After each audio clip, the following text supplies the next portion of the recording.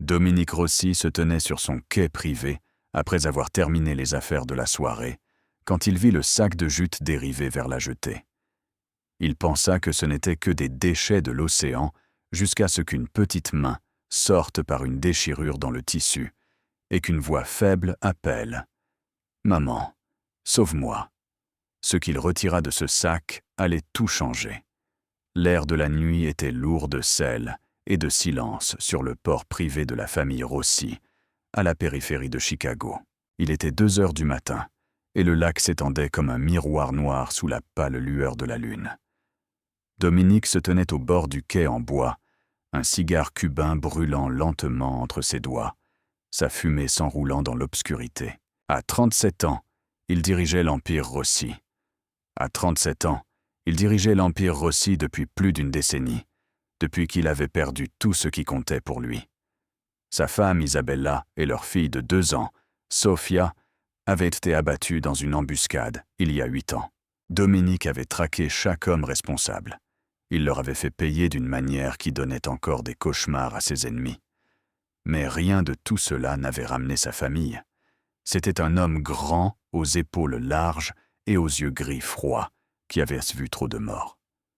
Son costume noir coûtait plus cher que les voitures de la plupart des gens, mais l'obscurité de son âme ne pouvait être ni achetée ni vendue. Il avait construit autour de son cœur des murs si épais que rien ne pouvait les traverser. Ou du moins, c'est ce qu'il pensait. Alors qu'il fixait l'eau, quelque chose attira son regard.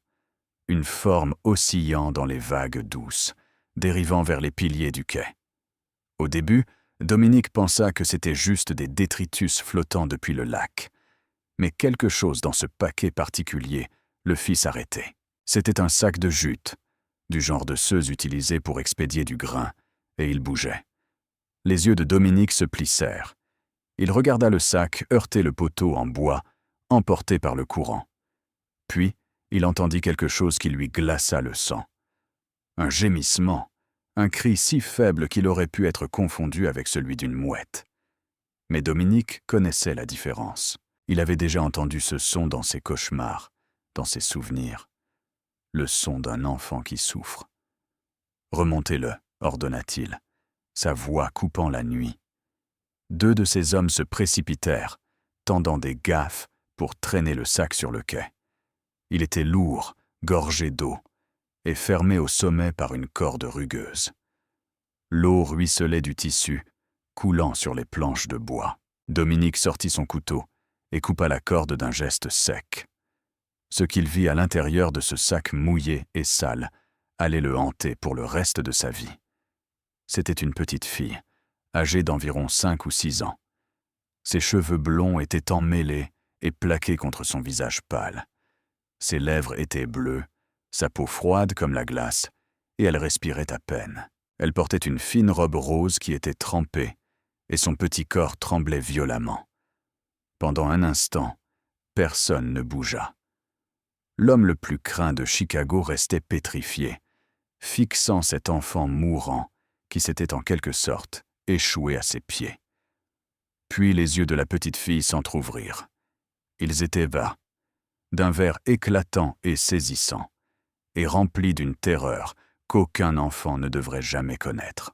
Elle leva les yeux vers le visage de Dominique, vers son costume sombre et son expression dure, vers les hommes qui l'entouraient, et elle murmura les mots qui brisaient en quelque chose de profond en lui. « Monsieur, est-ce que vous allez me rejeter à l'eau, vous aussi ?» Pendant un instant, Dominique ne put bouger. Il restait là, sur le quai, fixant cet enfant grelottant, et le monde autour de lui disparut parce qu'il avait déjà vu ce visage. Pas exactement ce visage, mais un visage si semblable que sa poitrine se serra jusqu'à l'empêcher de respirer. Des cheveux blonds, petites et démunies, le regardant avec des yeux désespérés. Sofia, le souvenir le frappa comme une balle.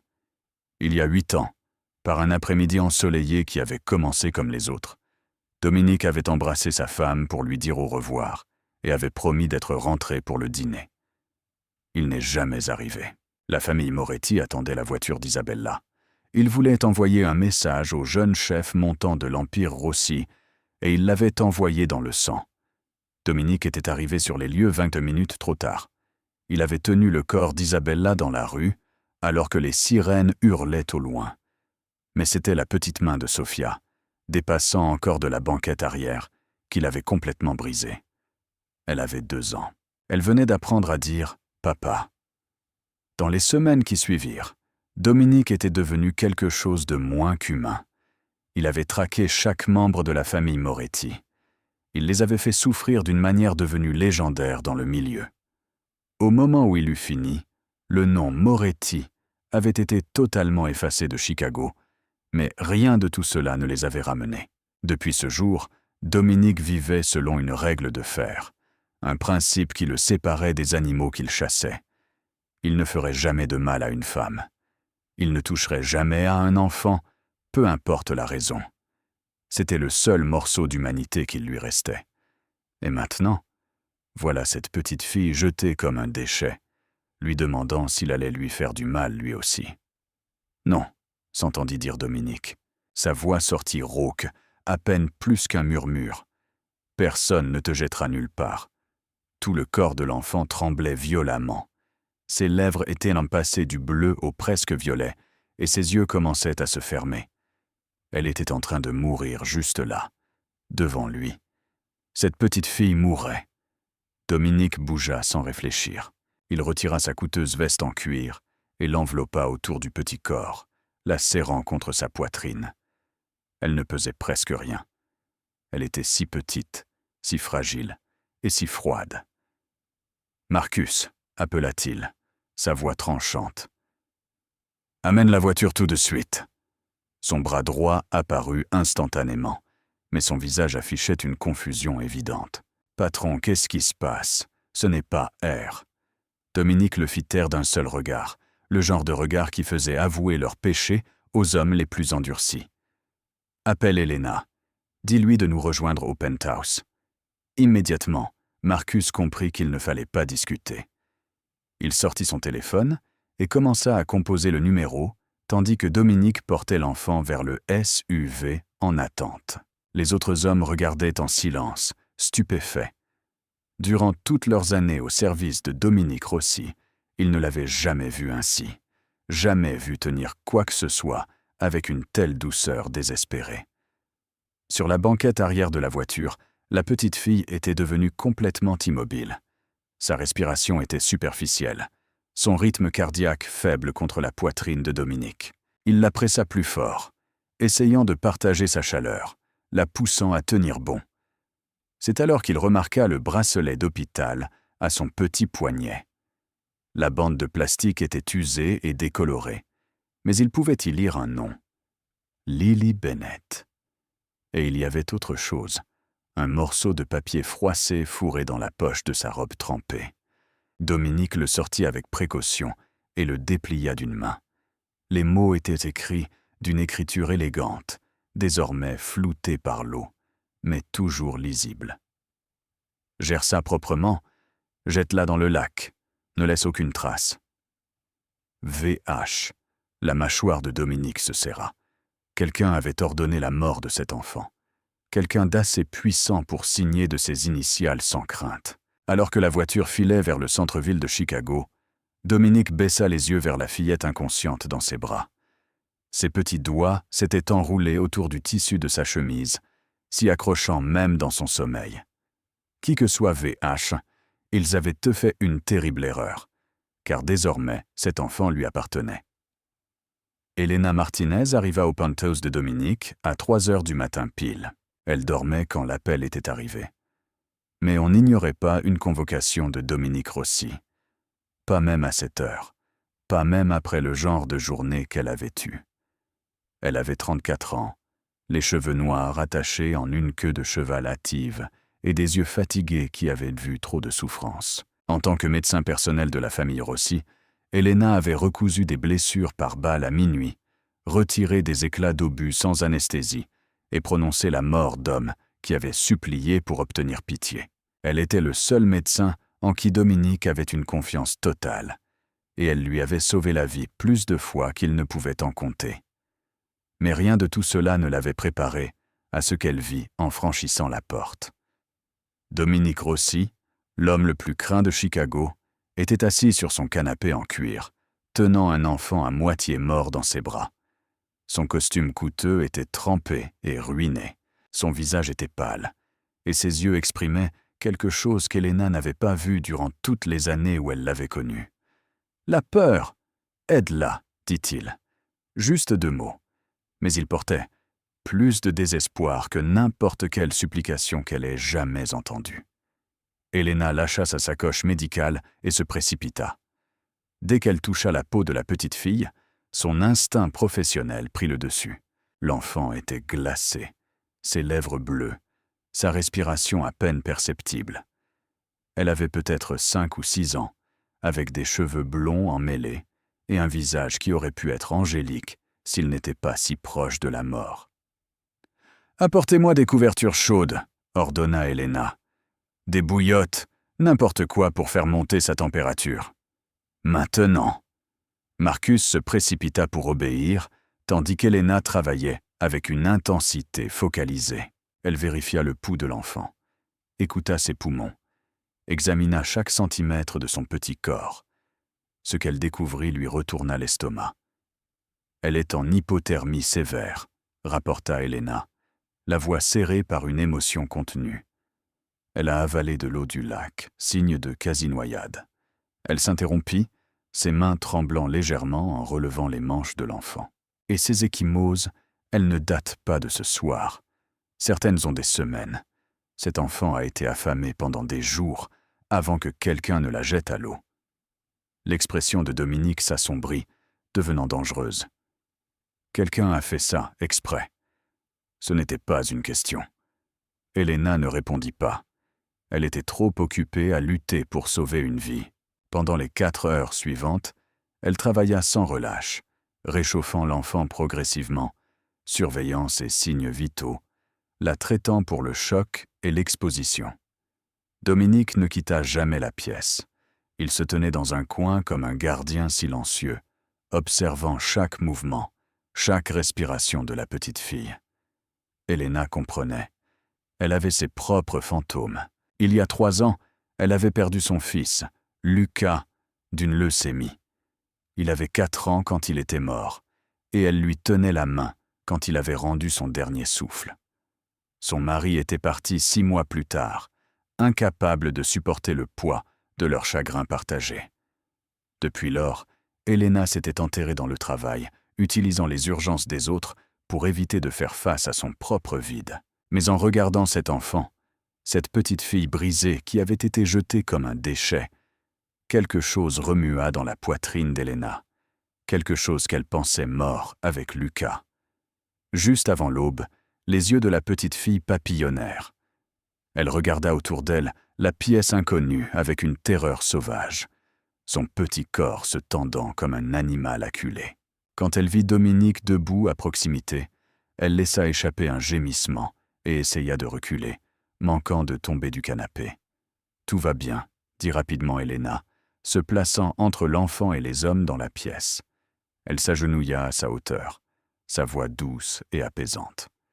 « Personne ici ne va te faire de mal, ma puce. Je te promets que tu es en sécurité maintenant. » Les yeux verts de la petite fille faisaient la navette entre Helena et Dominique. Sa lèvre inférieure tremblait. Lentement, prudemment, elle sembla accepter qu'elle n'était pas en danger immédiat. Puis elle regarda directement Dominique avec ses grands yeux hantés. « Est-ce que vous êtes le monstre marin ?» chuchota-t-elle, sa voix claire et fluette. « Ah, la dame a dit que le monstre marin me mangerait si je ne me noyais pas d'abord. » Dominique resta pétrifié. Durant toutes ces années à traiter avec des tueurs, des traîtres et des politiciens corrompus, il n'avait jamais été réduit au silence. Mais la question de cet enfant avait fait ce qu'aucun ennemi n'avait réussi. Elle l'avait laissé sans voix. Un monstre marin. Quelqu'un avait dit à cette petite fille que des monstres marins la dévoreraient. Quelqu'un avait utilisé ses pires cauchemars comme une arme avant de la jeter dans l'eau sombre pour mourir. Helena intervint, sentant le désarroi de Dominique. Elle s'assit sur le bord du canapé, ses mouvements lents et prudents, comme si elle approchait un oiseau effrayé. « Il n'y a pas de monstre ici. Ma puce, dit-elle doucement. Cet homme là-bas, c'est lui qui t'a sorti de l'eau. Il t'a sauvé. » Les yeux de la petite fille se tournèrent vers Dominique, puis revinrent vers Elena. La confusion et la peur se livraient en bataille sur son petit visage. Elle serra la couverture chaude plus fort contre son corps grelottant. « Est-ce que tu peux me dire ton nom ?» demanda doucement Elena. « Lily » murmura l'enfant. « Ah, Lily Bennett ?» Elena hocha la tête pour l'encourager. « C'est un prénom magnifique. »« Lily, est-ce que tu peux me parler de ta famille? Où est ta maman ?» Au mot « maman », le visage de Lily s'effondra. Des larmes montèrent dans ses yeux verts, coulant sur ses joues creuses. Quand elle parla, sa voix fut à peine audible. « Maman est allée au ciel. Il y a 2 semaines, il y a eu un accident de voiture. » Elle eut un hoquet, luttant pour sortir les mots. « La police est venue et m'a dit que maman ne rentrerait plus à la maison. » Le cœur d'Elena se serra. Elle tendit la main et prit la petite main de Lily dans la sienne. « Je suis tellement désolée, ma puce. Qu'est-ce qui s'est passé après ?» Lily déglutit péniblement. « Un monsieur et une dame sont venus. Ils ont dit qu'ils allaient m'emmener dans ma nouvelle maison. Ils ont dit que j'avais un papa qui me voulait. » Une nouvelle vague de larmes coula sur son visage, mais ils ont menti. Ils m'ont mise sur un bateau. Et puis, elle ne put continuer. Son petit corps était secoué par des sanglots qui semblaient trop grands pour quelqu'un de si petit. « Ils t'ont mise dans un sac, » dit calmement Dominique. Ce n'était pas une question. Lily hocha la tête, se serrant elle-même. La dame a dit que j'étais sale. Elle a dit que j'étais une erreur qui devait disparaître. Elle a dit au monsieur de me jeter dans l'eau, là où personne ne me trouverait jamais. La pièce devint silencieuse. Marcus se tenait dans l'embrasure de la porte, la mâchoire serrée par une rage à peine contenue. Elena avait les larmes aux yeux, et Dominique ressentit quelque chose qu'il n'avait pas ressenti depuis 8 ans. Un but. « Lily, » dit prudemment Elena. « Est-ce que ta maman t'a déjà parlé de « tu papa » ?» La petite fille s'essuya le nez avec le revers de sa main. « Maman disait que mon papa était un homme riche et important, mais qu'il ne nous voulait pas. Il a donné de l'argent à maman pour qu'elle s'en aille et ne revienne jamais. » Sa voix tomba à un murmure. Maman disait que c'était mieux comme ça. Elle disait qu'on savait l'une l'autre et que ça suffisait. Dominique sortit de sa poche le mot « froissé ». VH. Ces initiales signifiaient quelque chose. Quelqu'un d'assez puissant pour ordonner le meurtre d'un enfant. Quelqu'un qui pensait pouvoir jeter une vie innocente comme un vieux journal. « Marcus », dit Dominique, sa voix froide comme l'acier. « Je veux tout savoir. Qui est VH? Qui était Sarah Bennett? Chaque connexion, chaque secret, chaque squelette. Je veux tout d'ici demain. » Marcus hocha la tête une fois et disparut pour passer des appels. Elena tenait toujours la main de Lily quand la petite fille leva les yeux vers Dominique avec ses énormes yeux verts. Ils étaient remplis d'un espoir désespéré qui lui fit mal à la poitrine. « Monsieur, » chuchota-t-elle, « est-ce que je peux rester ici juste un petit moment? Je promets d'être sage. Je ne ferai pas de problème. Je ne mangerai pas beaucoup. Je serai vraiment silencieuse. S'il vous plaît, ne me renvoyez pas à l'eau. » Dominique avait tué des hommes sans ciller. Il avait ordonné des exécutions sans perdre le sommeil. Il avait construit un empire sur la peur, le sang et les os brisés. Mais ça, cette petite voix suppliant pour sa sécurité. Cette petite main tendue pour obtenir pitié. Cet enfant qui avait été rejeté par tous ceux qui auraient dû la protéger. Pour la première fois de sa vie brutale, Dominique Rossi ne sut pas quoi dire. Il regarda cette petite fille brisée qui s'était échouée à ses pieds comme un message d'un Dieu auquel il ne croyait plus. Et il prit une décision qui allait changer leurs 2 vies à jamais. « Tu restes, » dit-il enfin, sa voix rauque. « Personne ne te renverra nulle part, et personne ne te jettera plus jamais à l'eau. 3 jours passèrent, et Lily Bennett resta dans le penthouse de Dominique Rossi. 3 jours qui transformèrent l'homme le plus dangereux de Chicago en quelque chose qu'il n'aurait jamais imaginé être. Confuse, Helena venait chaque matin et chaque soir pour surveiller le rétablissement de la petite fille. Physiquement, Lily s'améliorait. Les couleurs étaient revenues sur ses joues et sa température corporelle s'était stabilisée. Elle mangeait de petits repas, bien que jamais autant qu'Helena le souhaitait. Mais les blessures invisibles étaient bien plus profondes que n'importe quelle ecchymose. Lily avait peur de tout. Les bruits forts la faisaient tressaillir et se boucher les oreilles. Elle refusait de dormir la lumière éteinte, gémissant à propos de monstres dans le noir. Elle ne voulait pas s'approcher des fenêtres qui surplombaient le lac, gardant toujours le dos tourné à l'eau. Mais le pire était sa peur de l'eau elle-même. La première fois qu'Helena essaya de lui donner un bain, Lily avait hurlé si fort que 3 gardes armés avaient fait irruption dans la pièce, armes au poing. La petite fillonne s'était recroquevillée en boule dans un coin de la salle de bain, sanglotant hystériquement, les suppliant de ne pas la remettre dans l'eau. Il fallut 1 heure à Helena pour la calmer. Après cela, elles utilisèrent des gants de toilette tièdes à la place. Helena essuyait doucement le visage et les mains de Lily, tandis que l'enfant restait rigide. Ses yeux fermés de toutes ses forces, tremblant au moindre clapotis. Ce qui surprenait tout le monde, cependant, c'était de qui Lily n'avait pas peur. Dominique Rossi, l'homme dont le nom faisait implorer pitié aux criminels les plus endurcis. Le patron dont le regard froid pouvait réduire au silence une pièce pleine d'hommes armés. Lily le suivait partout dans le penthouse comme une petite ombre, restant toujours à portée de main. Quand Helena lui demanda pourquoi, la réponse de Lily fut simple. « C'est lui qui m'a sorti de l'eau », dit-elle, comme si elle expliquait la chose la plus évidente au monde. La personne qui vous sauve ne peut pas être un monstre. Dominique n'avait aucune idée de quoi faire avec un enfant. Sa solution au début fut de jeter de l'argent sur le problème. Il envoya Marcus acheter des jouets. Pas seulement quelques jouets. Tous les jouets. Des peluches, des poupées, des blocs de construction, du matériel d'art. Assez pour remplir une pièce entière. Lily regarda la montagne de cadeaux avec des yeux écarquillés. Elle choisit un petit ours en peluche, le serra contre elle, puis s'éloigna pour s'asseoir sur le sol à côté du bureau de Dominique. Elle ne voulait pas de jouets. Elle le voulait, lui. Le 3e soir, Dominique était au téléphone pour discuter d'un litige de livraison avec un fournisseur de Détroit. Sa voix était froide et menaçante, la voix qui avait bâti son empire. Lily était assise sur le canapé en cuir à côté, ses petites jambes ballantes, l'ours en peluche serré dans ses bras.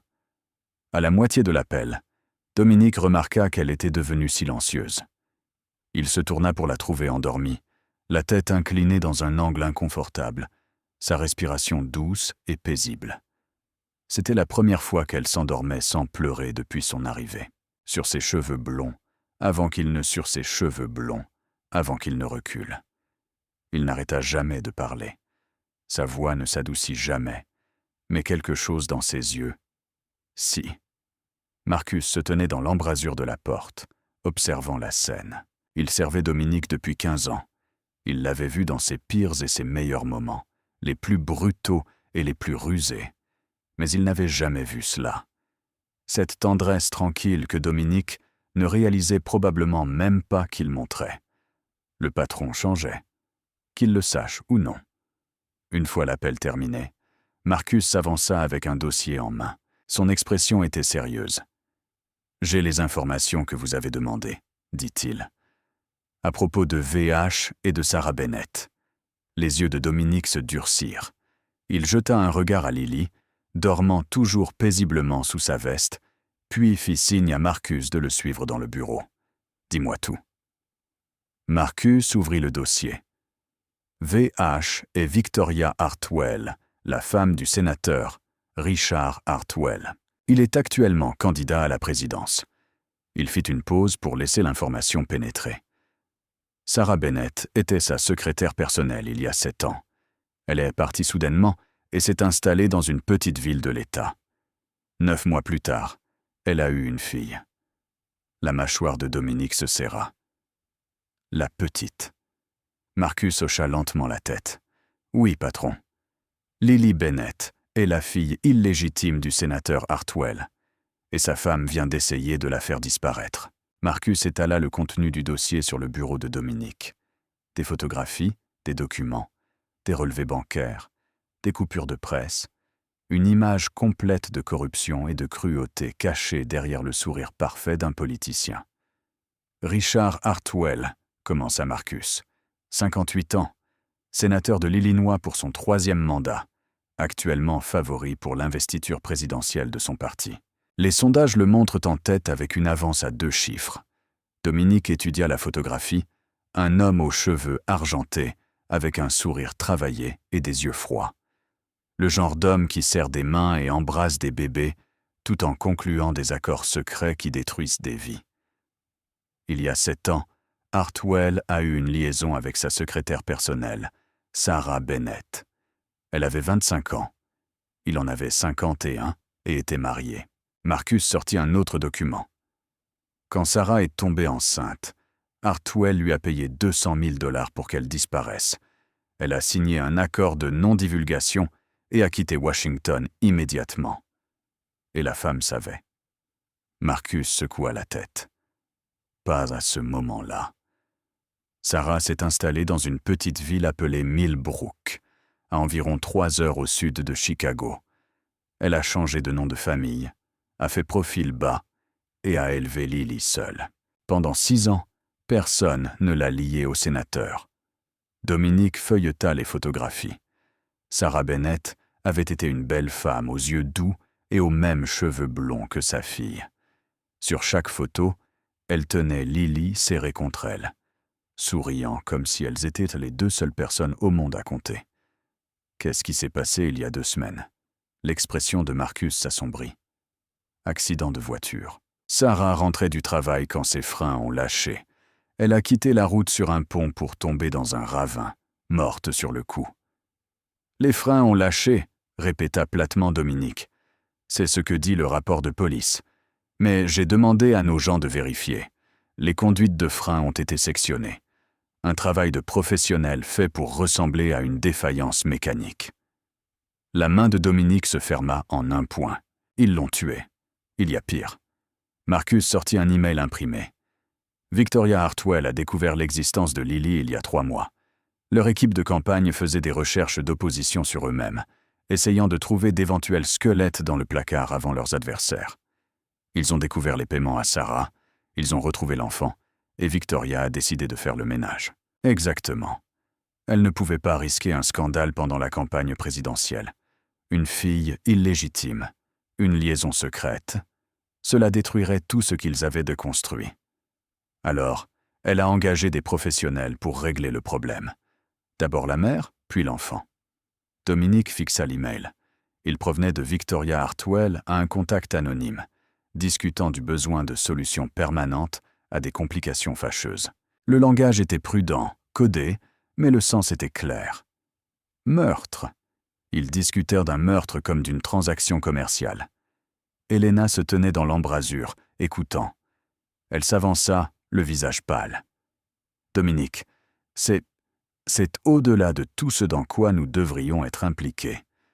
Nous devons aller voir la police, les services de protection de l'enfance, quelqu'un d'officiel. Dominique rit, mais il n'y avait aucun humour là-dedans. La police?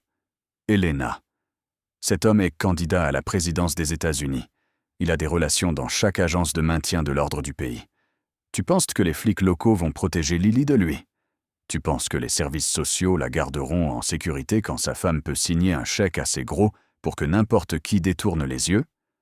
Alors, que suggères-tu? Demanda Helena.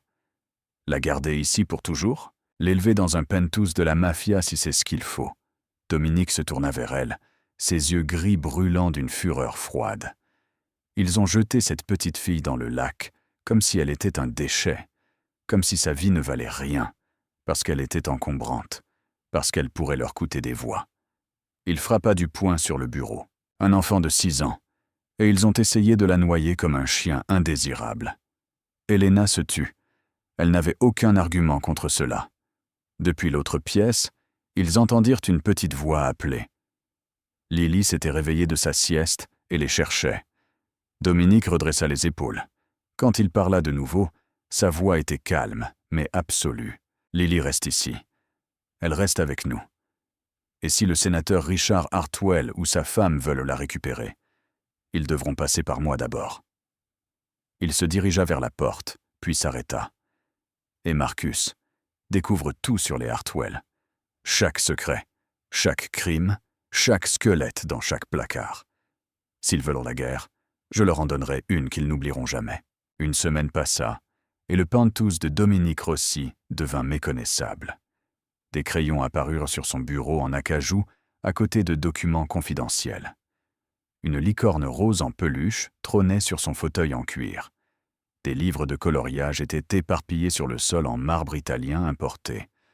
De petites robes étaient suspendues dans le placard de sa chambre d'amis, à côté de minuscules chaussures alignées avec soin.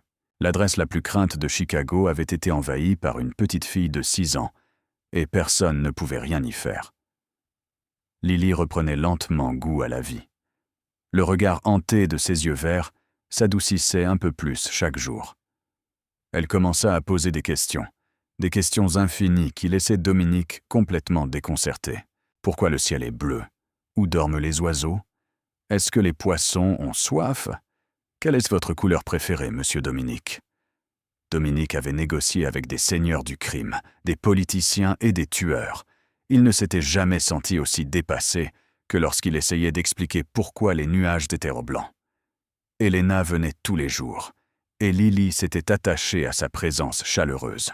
Le médecin aidait pour les choses que Dominique ne savait pas gérer, comme l'heure du bain.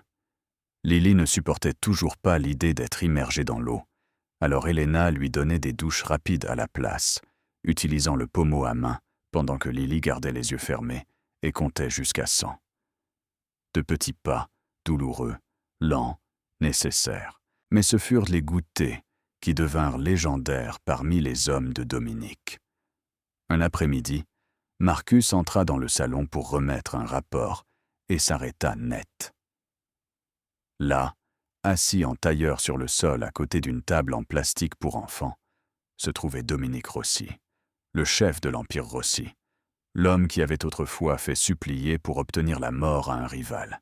Il tenait une minuscule tasse de thé rose entre son pouce et son index, feignant de siroter un thé imaginaire, pendant que Lily versait à boire avec une théière en plastique. « Est-ce que Monsieur l'ours aimerait plus de sucre ?» demanda Lily sérieusement.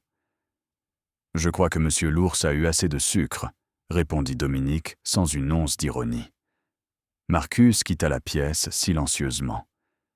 Son expression oscillait entre le choc et l'émerveillement. Plus tard dans la nuit, il avertit les autres hommes de ne jamais parler de ce qu'il avait vu, s'ils tenaient à leur vie. Mais les nuits étaient plus difficiles. Les cauchemars de Lily surgissaient sans prévenir. Elle se réveillait en hurlant, se débattant contre des vagues invisibles, appelant sa mère. La première fois que c'était arrivé, Dominique avait fait irruption dans sa chambre, arme au poing, prêt à tuer tout ce qui l'attaquait. Il l'avait trouvée seule, emmêlée dans des draps, trempés de sueur, sanglotant hystériquement. « Je ne veux pas mourir. S'il vous plaît, ne me faites pas mourir, maman. » Dominique ne savait pas comment gérer les larmes. Il ne savait pas comment consoler un enfant terrifié. Mais il s'assit quand même sur le bord de son lit, et quand Lily tendit les bras vers lui dans l'obscurité, il la laissa ramper dans ses bras. Elle était si petite, si fragile. Son cœur battait contre sa poitrine comme celui d'un oiseau effrayé. Il la tint maladroitement au début. Ses mouvements étaient raides et incertains, mais peu à peu ses sanglots se calmèrent, sa respiration ralentit. Ses petits doigts s'agrippèrent à sa chemise alors que le sommeil la réclamait enfin. Dominique resta assis là jusqu'à l'aube, de peur que s'il bougeait, les cauchemars ne reviennent. Le lendemain matin, Lily le regarda avec ses yeux verts limpides. « Monsieur Dominique, dit-elle doucement, quand vous me tenez, je n'ai plus peur de l'eau. » Quelque chose se brisa dans la poitrine de Dominique, quelque chose qui était gelé depuis 8 longues années. Il se rendit compte qu'il souriait, un vrai sourire. Pas l'expression froide et menaçante qu'il utilisait pour les affaires, mais quelque chose de réel, de chaud et de terrifiant. Il était toujours là à regarder Lily colorier une maison avec un soleil jaune quand son téléphone vibra. Un message de Marcus. Juste 3 lignes qui glacèrent pendant son sang. Hartwell sait que la petite a survécu. Quelqu'un l'a aperçue sur le balcon du penthouse hier. Il la recherche. À 500 mètres de là, dans un luxueux manoir de Washington, D.C., le sénateur Richard Hartwell passait une très mauvaise matinée. Comment ça? Elle a survécu? Sa voix était à peine plus qu'un murmure, mais la fureur derrière elle fit reculer son enquêteur privé. L'homme avait passé 20 ans à déterrer des secrets pour des gens puissants, mais il n'avait jamais vu quelqu'un irradier une telle rage froide. Le sac a dérivé vers un quai privé, monsieur. Quelqu'un l'a sorti avant qu'elle ne se noie. L'enquêteur plaça une série de photographies sur le bureau du sénateur. Les caméras de sécurité d'un entrepôt voisin ont capté ces images. L'image est granuleuse, mais vous pouvez voir un SUV noir quitter les lieux. Nous avons tracé les plaques. Richard Hartwell fixa les photos. Une silhouette floue portant quelque chose de petit et enveloppé dans une veste sombre. Une plaque d'immatriculation qui appartenait à une flotte de véhicules enregistrés au nom de diverses sociétés écrans. « Qui ?» exigea-t-il. « Dominique Rossi. » Le nom flotta dans l'air comme du poison. Même Richard Hartwell, qui avait passé des décennies dans les bas-fonds corrompus de la politique, sentit un frisson lui parcourir l'échine. Le chef de la mafia, ce Dominique Rossi? Oui, monsieur. Il dirige la plus grande organisation criminelle de Chicago. La petite séjourne dans son penthouse depuis 1 semaine. Un de nos contacts l'a vue sur le balcon hier. La porte du bureau s'ouvrit brusquement, et Victoria Hartwell entra en trombe. À 55 ans, elle était encore une femme frappante, mais son visage était déformé par la panique. « Richard, qu'est-ce qui se passe? Tu m'as dit que le problème était réglé. Il y a eu une complication. » « Une complication ?» La voix de Victoria monta dans les aigus. « La mafia a 7 enfants. Est-ce que tu comprends ce que ça signifie? Ils vont nous faire chanter. Ils vont détruire tout ce pour quoi nous avons travaillé. » Richard leva la main. « Calme-toi, Victoria. Nous devons réfléchir stratégiquement. » Stratégiquement? Nous devons la récupérer. Et cette fois, nous devons nous assurer qu'il n'y ait pas d'erreur. Le sénateur se cala dans son fauteuil en cuir, l'esprit en ébullition. Il n'avait pas survécu à 3 décennies en politique en paniquant. Il avait survécu en étant plus intelligent, plus impitoyable et mieux connecté que ses ennemis. « Nous ne pouvons pas envoyer d'autres personnes après elle directement, » dit-il lentement. « Pas avec Rossi impliqué. Nous devons utiliser les canaux officiels. » Un sourire froid traversa son visage. « Je vais contacter le FBI. Leur dire que ma fille, dont je suis séparé, a été kidnappée par le crime organisé. Je suis un père endeuillé, cherchant désespérément son enfant disparu. » Les yeux de Victoria s'agrandirent. « Est-ce que tu peux faire ça? » « Je suis candidat à la présidence. J'ai des amis dans chaque agence fédérale. Demain, à la même heure, le FBI recherchera Lily Bennett. » Son sourire s'assombrit encore. « Et une fois qu'elle sera sous protection judiciaire, nous pourrons faire en sorte qu'elle disparaisse proprement cette fois. » De retour à Chicago, Dominique se préparait déjà à la guerre. Le penthouse s'était transformé en forteresse. Des gardes supplémentaires patrouillaient chaque entrée. Des caméras de sécurité surveillaient chaque angle. Les portes du balcon étaient verrouillées et les rideaux tirés. Lily remarqua les changements. Elle était jeune, mais pas aveugle. Monsieur Dominique, elle tira sur sa manche pendant qu'il revoyait les protocoles de sécurité avec Marcus. « Pourquoi je ne peux plus aller dehors? Pourquoi y a-t-il tant d'hommes avec des fusils ?» Dominique s'agenouilla à sa hauteur, quelque chose qu'il avait commencé à faire sans réfléchir. « C'est juste une précaution, » petite, pour te garder en sécurité. En sécurité face à qui? Ses yeux verts étaient trop lucides pour son âge. Est-ce que quelqu'un de méchant vient me chercher? Est-ce que c'est la dame qui m'a jeté à l'eau? Dominique sentit son cœur se serrer. Cet enfant avait déjà vu trop d'obscurité. Elle ne devrait pas avoir à porter cette peur. Écoute-moi, Lily. Il prit ses petites mains dans les siennes. Il y a des gens dans ce monde qui pourraient vouloir te faire du mal, mais je ne les laisserai pas faire. Est-ce que tu comprends? Personne ne va te toucher. Personne ne va t'emmener nulle part. Je te protégerai. Lily scruta son visage avec ses yeux d'une sagesse impossible. Puis, elle hocha lentement la tête. « Je vous crois, monsieur Dominique. » Elle enroula ses bras minces autour de son cou, et Dominique la serra fort, respirant l'odeur innocente de ses cheveux. Mais même en faisant cette promesse, il connaissait la vérité. Ce n'était pas comme combattre des familles rivales ou des flics corrompus. C'était un sénateur des États-Unis, avec tout le pouvoir du gouvernement fédéral derrière lui. C'était une guerre que Dominique pourrait ne pas être capable de gagner. Elena avait commencé à rester plus tard au penthouse. Ce qui avait commencé comme des examens médicaux quotidiens s'était transformé en quelque chose de plus. Elle arrivait l'après-midi, passait des heures avec Lily et restait souvent bien après minuit. Elle se disait que c'était pour le bien-être de l'enfant. Lily avait besoin de stabilité. Lily avait besoin d'une présence féminine. Lily avait besoin de quelqu'un qui comprenait le traumatisme qu'elle avait survécu. Mais au fond d'elle, Elena savait qu'il y avait une autre raison. Après que Lily se soit endormie chaque soir, Elena se retrouvait assise avec Dominique dans la pénombre de son bureau. Deux personnes brisées, partageant un espace, partageant le silence, partageant quelque chose qu'aucun d'eux n'osait nommer. « Elle m'a posé des questions sur sa mère aujourd'hui », dit doucement Elena, berçant une tasse de thé froide depuis longtemps. Elle voulait savoir si Sarah est un ange maintenant, si les anges pouvaient la voir depuis le ciel. Dominique se tenait près de la fenêtre, fixant les lumières de la ville. « Qu'est-ce que tu lui as dit ?» Je lui ai dit oui. Je lui ai dit que sa mère veillait sur elle chaque jour.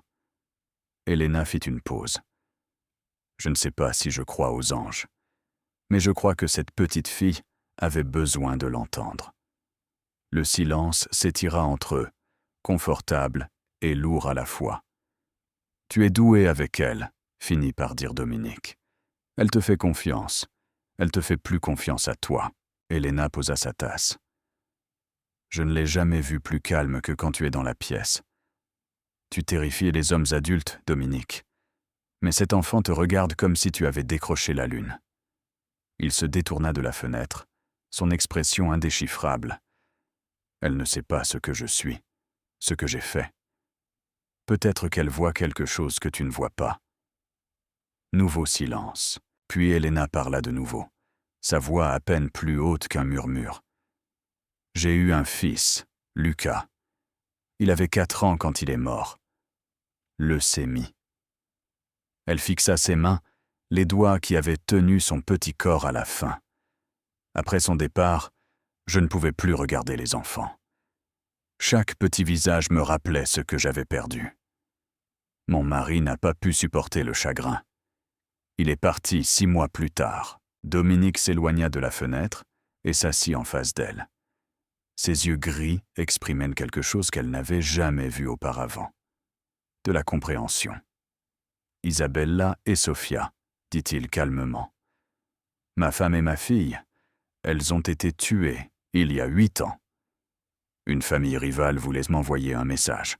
Alors ils ont assassiné les 2 seules personnes que j'ai jamais aimées. » Elena leva les yeux, voyant la douleur à vif sous son extérieur contrôlé. « J'ai trouvé les hommes responsables, chaque individu. Je les ai fait souffrir d'une manière que je ne peux pas décrire. Sa voix était monocorde, vide. Mais quand ce fut fini, j'étais toujours seul. La vengeance ne les a pas ramenés. Rien ne pouvait les ramener. Et puis Lily est apparue, dit doucement Elena, comme une sorte de blague cosmique. La mâchoire de Dominique se serra. Un enfant rejeté par son propre père qui s'échoue à mes pieds. L'univers a un sens de l'humour tordu. Ou peut-être que c'est une seconde chance. Il secoua la tête. Je ne mérite pas de seconde chance. Elena tendit la main à travers l'espace qui les séparait et toucha la sienne. Le contact fut bref, électrique. Peut-être que ce n'est pas à toi de décider. Aucun des deux n'entendit les petits pas dans le couloir. Aucun des deux ne remarqua la petite silhouette en pyjama rose, observant depuis l'ombre jusqu'à ce qu'une petite voix rompe le silence.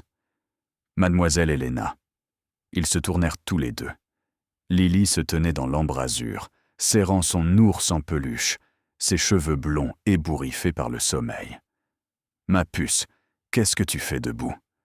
Elena alla vers elle immédiatement, s'agenouillant à sa hauteur. Lily regarda les deux adultes avec ses yeux d'un vert impossible. Puis elle posa une question qui arrêta leurs deux cœurs. « Mademoiselle Elena, est-ce que vous pouvez être ma maman ?» Elena eut le souffle coupé. Elle ne put parler. Lily continua, sa petite voix remplissant la pièce silencieuse. « Je n'ai jamais eu de papa. Maman disait que mon vrai papa ne me voulait pas. Il ne nous voulait pas. » Elle se tourna vers Dominique, et quelque chose de fragile et d'espéré brilla dans son regard. « Mais monsieur Dominique, est-ce que vous me voulez, vous ?» La question flotta dans l'air comme une prière, les mots simples d'une enfant de 6 ans qui traversait chaque mur que Dominique avait construit. « Est-ce que tu me veux ?» Et soudain, Dominique était ailleurs.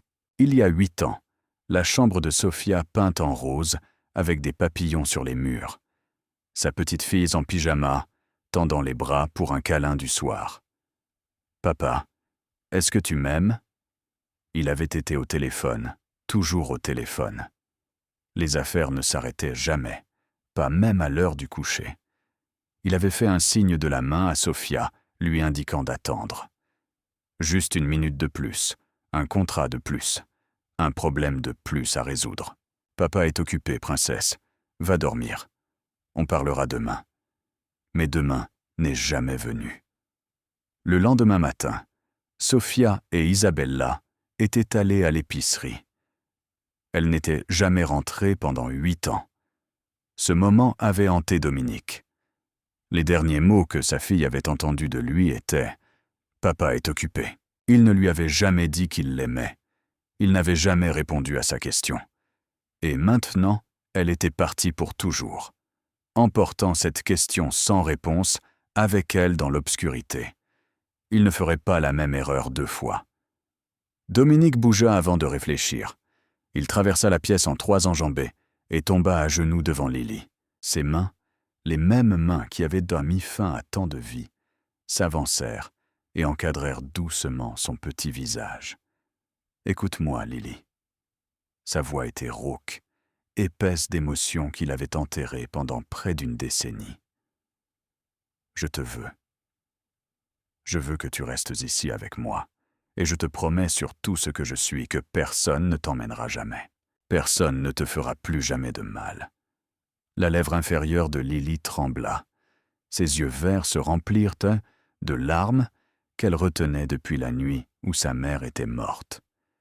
Depuis le moment où elle avait été jetée dans l'eau froide et sombre, depuis qu'elle avait appris que son propre père la voulait morte. Et finalement, elle craqua. Les larmes vinrent en un déluge, pas les pleurs terrifiés des cauchemars, mais quelque chose de plus profond, de guérisseur. Elle jeta ses bras minces autour du cou de Dominique et sanglota contre son épaule, son petit corps secoué par la force de son chagrin et de son soulagement. « Je veux rester !» cria-t-elle. « S'il vous plaît, je veux rester avec vous. Je serai sage. Je promets. Je serai très, très sage. »« Tu n'as pas besoin d'être sage, » murmura Dominique en la serrant fort. « Tu as juste besoin d'être là. Ça suffit. Tu suffis. » Elena restait pétrifiée près de la porte, des larmes coulant silencieusement sur ses joues. Elle avait été témoin de bien des choses durant ses années de médecine. La vie et la mort, la joie et la peine. Mais elle n'avait jamais rien vu de tel. Un homme fait de pierre s'effondrant devant les larmes d'un enfant. Une petite fille brisée par le monde, trouvant enfin un endroit sûr où s'écrouler. Quand les sanglots de Lily se calmèrent enfin, elle recula et regarda Dominique avec des yeux rougis. « Est-ce que je peux t'appeler autrement que Monsieur Dominique ?» Son cœur s'arrêta. « Comment est-ce que tu veux m'appeler ?» Elle se mordit la lèvre, soudain timide. « Je ne sais pas encore, mais je vais réfléchir à quelque chose. » Dominique hocha la tête, n'osant pas faire confiance à sa voix. Le lendemain matin, il appela Vincent Torres, l'avocat personnel de la famille. L'homme arriva dans l'heure, porte-document à la main, prêt pour tout ce dont son client le plus important avait besoin. « Je veux adopter la petite, » dit Dominique sans préambule. « Légalement, officiellement, je veux qu'elle soit mienne. » Les sourcils de Vincent se levèrent. Il avait traité de nombreuses demandes inhabituelles au fil des ans, mais celle-ci était inattendue. « Monsieur, je vais commencer les papiers immédiatement. Cependant, il y a une complication. » Il ouvrit son porte-document et en sortit un dossier. Le père biologique de l'enfant est Richard Hartwell, un sénateur des États-Unis en exercice. Selon la loi, il a des droits paternels. Il pourrait contester toute adoption. L'expression de Dominique ne changea pas. Il a essayé de la faire assassiner. Prouver cela légalement est une autre affaire.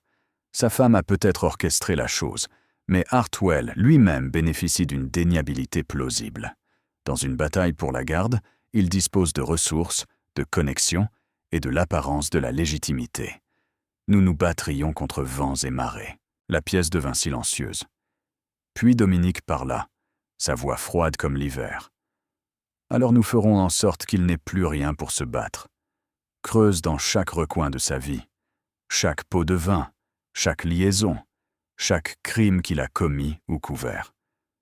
Si Richard Hartwell veut m'enlever Lily, je détruirai tout ce qu'il a construit avant de laisser faire ça. Le réseau de Dominique se déplaça comme des ombres à travers le monde soigneusement construit de Richard Hartwell. Hackers, informateurs, anciens associés rancuniers.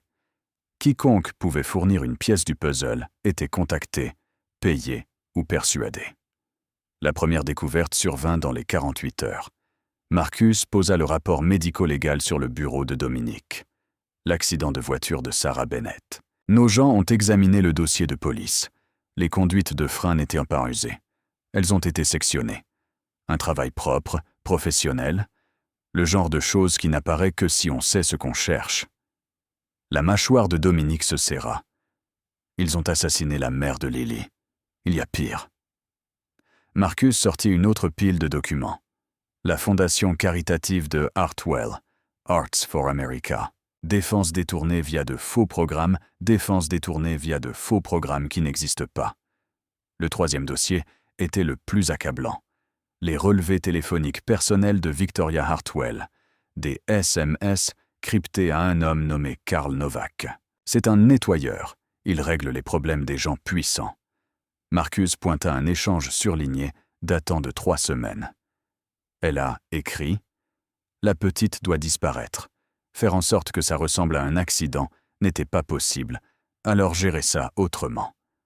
Le lac est profond. » Dominique lut les messages, son expression indéchiffrable. Et l'argent ? 50 000 $ transférés sur le compte offshore de Novak la veille de l'enlèvement de Lily. Un autre versement de 50 000 $ prévu après confirmation de la réalisation. Les preuves étaient écrasantes. Meurtre, tentative de meurtre, corruption à grande échelle, assez pour détruire les Hartwell complètement. Dominique fit son premier mouvement. Une lettre anonyme arriva au bureau du sénateur à Washington.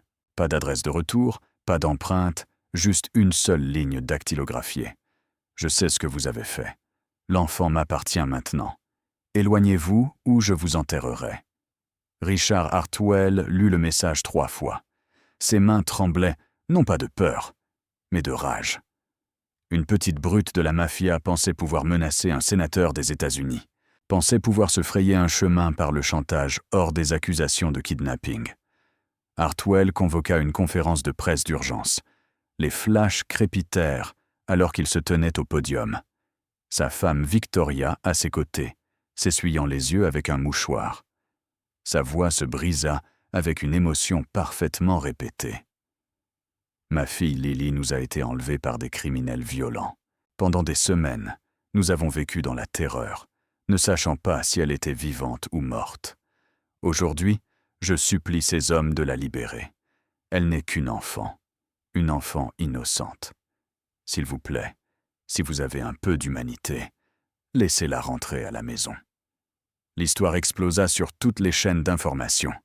La fille secrète d'un sénateur, un enlèvement mafieux, l'appel désespéré d'un père.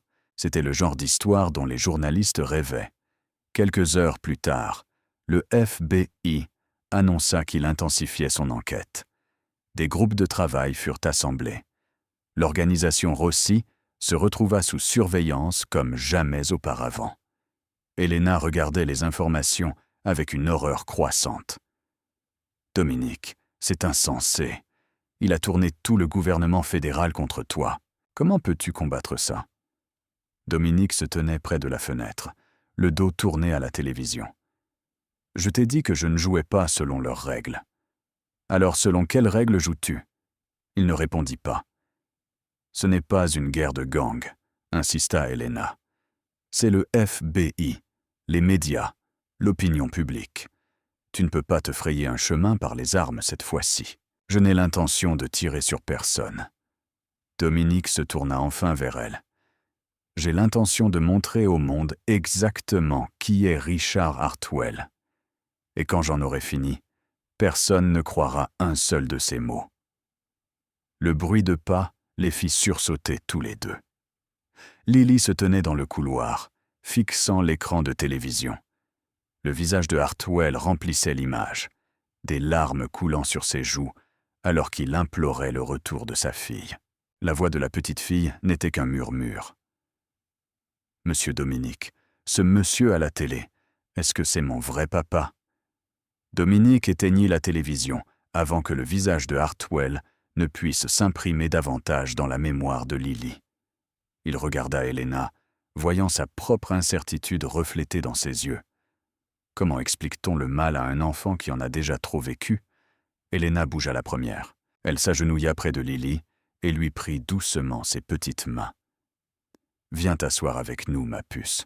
Nous devons parler de quelque chose d'important. » Ils s'installèrent ensemble sur le canapé, Lily entre les deux adultes.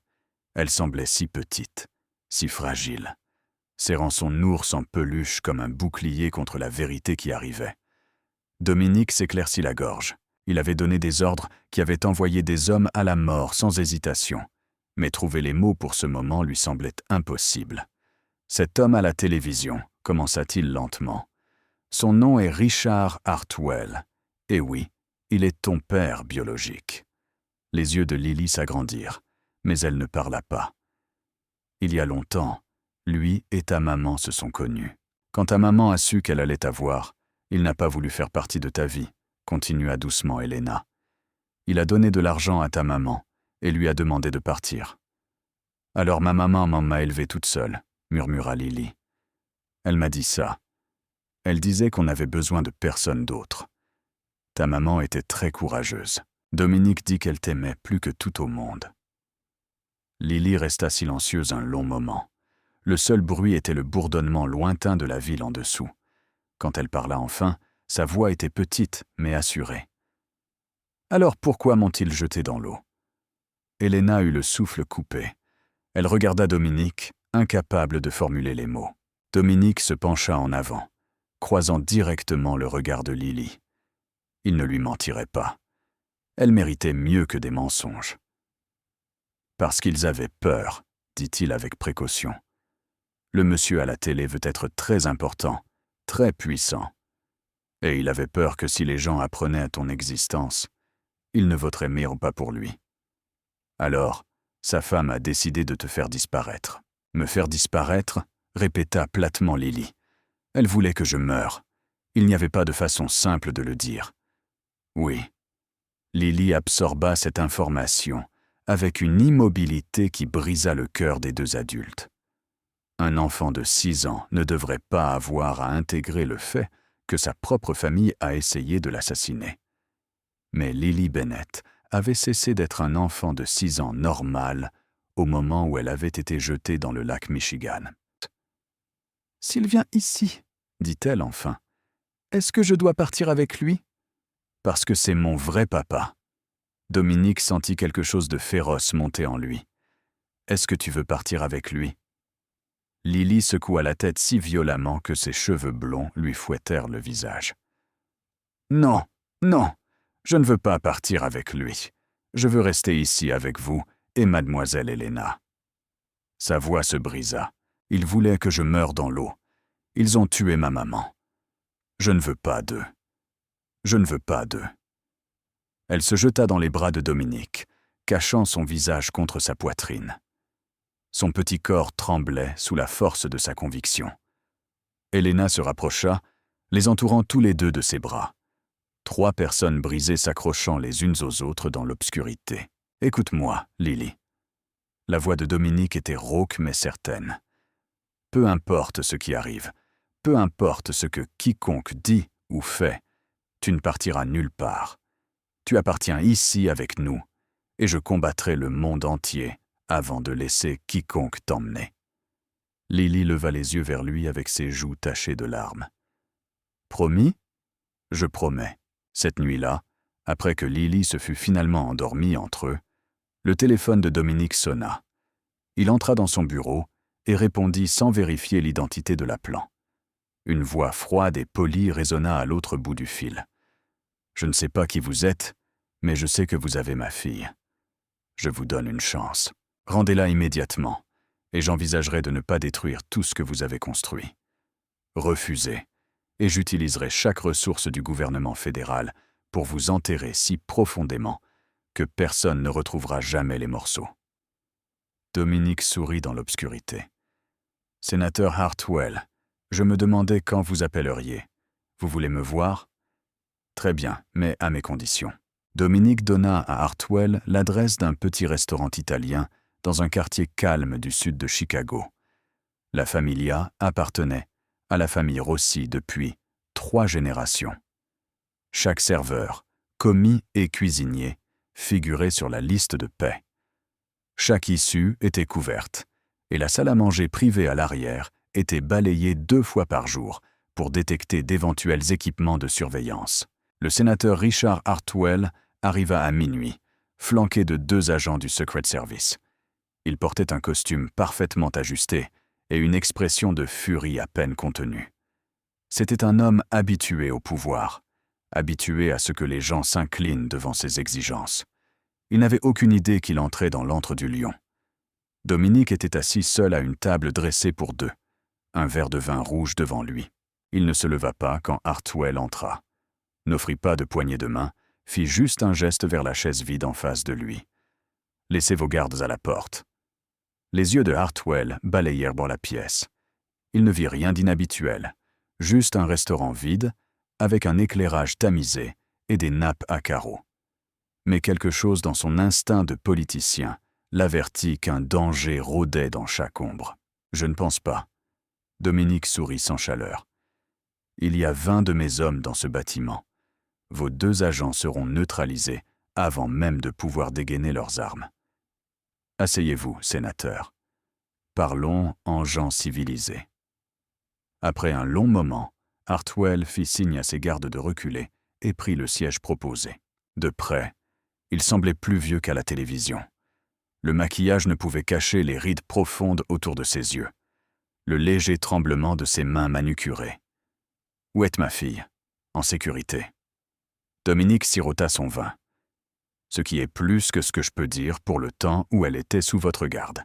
Je ne sais pas ce que vous pensez savoir. Je sais tout. » Dominique posa son verre, ses yeux gris se changeant en glace. « Je sais que votre femme a engagé Karl Novak pour disposer d'un problème encombrant. Je sais qu'elle l'a payé $100 000 pour fourrer une fillette de 6 ans dans un sac de jute et la jeter dans le lac Michigan. Je sais que les conduites de frein de Sarah Bennett ont été coupées il y a 3 semaines. Et je sais que vous êtes resté assis dans votre bureau confortable et que vous avez laissé faire. » Le visage de Hartwell devint pâle, mais il se reprit rapidement. 30 ans en politique lui avaient appris à masquer ses réactions. « Vous n'avez aucune preuve. » Dominique plongea la main dans la poche de sa veste et en sortit un mince dossier, Il le fit glisser sur la table. Des SMS entre votre femme et Novak. Des virements bancaires vers des comptes offshore. Le rapport médico-légal sur la voiture de Sarah. Tout est là. Chaque secret sale. Chaque crime. Hartwell ouvrit le dossier d'une main ferme.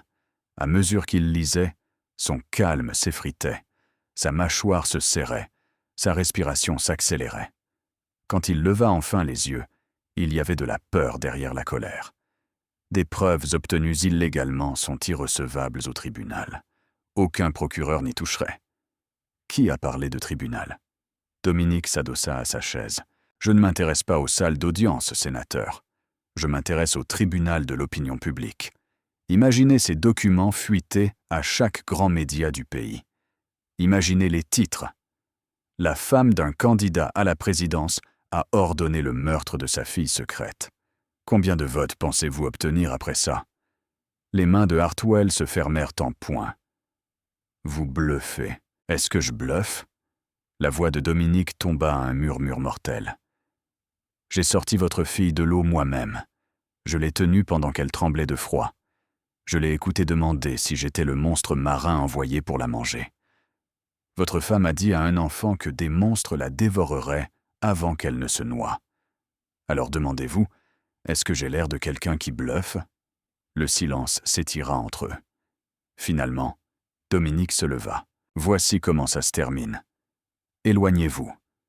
Signez l'abandon de vos droits parentaux. Disparaissez de la vie de Lily pour toujours. Si vous faites cela, ces documents resteront dans mon coffre-fort et votre précieuse carrière politique survivra. Il boutonna sa veste et regarda le sénateur avec un mépris froid. Mais si vous revenez la chercher, si vous envoyez un seul autre agent, un seul autre tueur, un seul autre avocat, je réduirai tout ce que vous avez construit en cendres. Votre campagne, votre réputation, votre liberté. Je vous détruirai si complètement que l'histoire oubliera que vous avez un jour existé. Le sénateur Richard Hartwell n'était pas devenu l'un des hommes les plus puissants d'Amérique en reculant devant des menaces. Il avait écrasé ses opposants, enterré des scandales et s'était frayé un chemin jusqu'au sommet de la chaîne alimentaire politique. Un petit chef mafieux, avec un dossier de documents obtenus illégalement, n'allait pas l'arrêter. Le matin suivant leur rencontre, Hartwell passa un coup de téléphone. « J'ai besoin d'une équipe, des professionnels, des antécédents militaires, aucune connexion traçable. » Il fit une pause, écoutant. « Peu importe le coût. Récupérez ma fille et assurez-vous que quiconque se met en travers de votre route ne vive pas assez longtemps pour parler. » Dominique avait anticipé ce mouvement avant même de rentrer du restaurant. Il avait déjà mis son plan en exécution. À l'aube, Elena et Lily étaient dans un SUV noir, se dirigeant vers le nord le long des rives du lac Michigan. Leur destination était une cachette dans une communauté balnéaire isolée, une propriété achetée sous le nom de tant de sociétés écrans que même le FBI ne pouvait la retracer. « Où allons-nous » demanda Lily, serrant son ours en peluche, alors que les lumières de la ville s'effacèrent derrière elle. Elena lui serra la main. « Juste une petite vacance, ma puce. Une maison au bord de la plage. Tu vas aimer ça. » Le visage de Lily s'assombrit. « Est-ce que Monsieur Dominique viendra aussi? Il nous rejoindra bientôt. Il a juste du travail à terminer d'abord. » À Chicago, Dominique transforma son penthouse en piège. Il laissa les lumières allumées, les caméras de sécurité en marche et 2 doublures passant devant les fenêtres à intervalles réguliers. Puis il positionna ses hommes dans l'ombre et attendit. Ils vinrent à 3 heures du matin. 8 hommes en tenue tactique, se déplaçant avec une précision militaire. Ils coupèrent le courant, désactivèrent l'ascenseur et forcèrent l'entrée de service avec une efficacité rodée. Ils s'attendaient à trouver une cible endormie et un enfant effrayé. Au lieu de cela, ils trouvèrent Dominique Rossi et 20 soldats armés qui attendaient dans l'obscurité. Le combat fut bref et brutal. En 4 minutes, 6 mercenaires étaient inconscients et 2 étaient morts. Les survivants furent traînés au sous-sol, où Marcus les attendait, avec une caméra vidéo et une patience très limitée. Il ne fallut pas longtemps pour les faire parler. Hartwell nous a engagés via un intermédiaire. Le chef d'équipe haleta, le sang coulant de son nez cassé. Un homme nommé Peterson travaille à DC. Il s'occupe des opérations secrètes pour les politiciens qui ont besoin d'une déniabilité plausible. Et vos ordres? Extraire la petite. Éliminer tous les témoins. Il toussa, crachant du sang sur le sol en béton. Nous étions censés faire croire à un coup d'un gang rival. Personne ne se serait posé de questions. Marcus enregistra chaque mot. Confession, nom, numéro de compte bancaire où les paiements avaient été déposés. Des preuves qui enterreraient Hartwell plus profondément que n'importe quel scandale. Dominique était sur le point d'ordonner la mise en sécurité des prisonniers quand son téléphone sonna. Message avant qu'on ne le neutralise. Il a réussi à envoyer un message avant qu'on ne le neutralise. Il a transmis les coordonnées de la cachette. Le sang de Dominique se glaça. Il y a combien de temps? 15 minutes. J'ai essayé de joindre Elena, mais elle ne répond pas. La ligne fixe est morte et son portable tombe directement sur sa messagerie. Pendant un terrible moment, Dominique ne put respirer. Les visages d'Isabella et de Sofia défilèrent devant ses yeux. Le souvenir de tenir leur corps, les années interminables de chagrin, de rage et de vide. Pas encore. Il ne pouvait pas les perdre à nouveau. Il courait déjà avant que Marcus n'ait fini de parler, attrapant des clés et une arme, criant des ordres à ses hommes restants. Le moteur de la voiture rugit et les pneus hurlèrent sur le pavé alors qu'il sortait précipitamment du garage souterrain. La cachette était à 45 minutes de là. 45 minutes d'autoroute sombre et de prières désespérées à un Dieu dont il n'était plus sûr de croire en l'existence. Ses mains agrippaient le volant jusqu'à ce que ses articulations deviennent blanches. Son esprit passait en revue chaque scénario possible, chacun pire que le précédent. Une pensée martelait son crâne comme un battement de cœur. Pas encore. Je ne peux pas les perdre à nouveau. La cachette se trouvait sur un tronçon tranquille du littoral, entouré de hautes herbes et de clôtures en bois usées par le temps.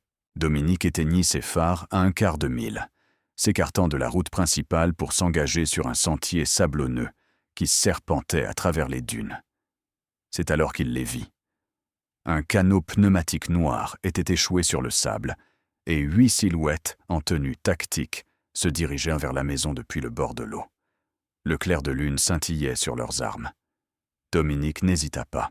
Il enfonça l'accélérateur, projetant le SUV à travers la clôture en bois. Les phares du véhicule s'allumèrent avec éclat, aveuglant l'équipe qui approchait, alors qu'ils percutaient 2 d'entre eux avant qu'ils ne puissent lever leurs armes. À l'intérieur de la maison, Elena entendit le chaos éclater.